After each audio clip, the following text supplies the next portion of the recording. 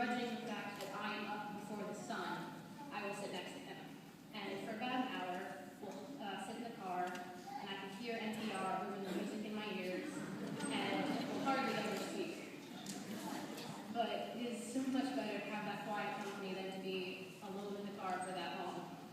So despite the fact that I have always, and will always, hate getting up early, I thank Springmont for forcing me to spend those long hours in the car. For over the years, I have spent over 1,000 additional hours with my grandfather that I would not have had otherwise, and for that I am grateful.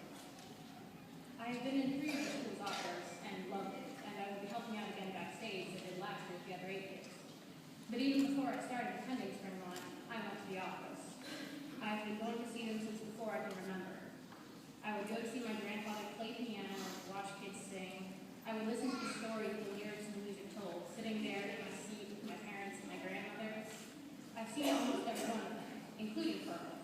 I apparently, though, saw it when I was very little, about 3 or 4, because according to Mother, halfway through the show, I got very stressed and yelled, "But where's her daughter?" to the cats on stage. I was very concerned. And I was also informed that my worry for the fate of Pearl was then mentioned in the school newsletter. I don't personally remember that, though I wouldn't tell you if I did. But I do remember that after many of the operas, I would go about, program with pen in hand, and try and get as many of the kids' signatures as I could.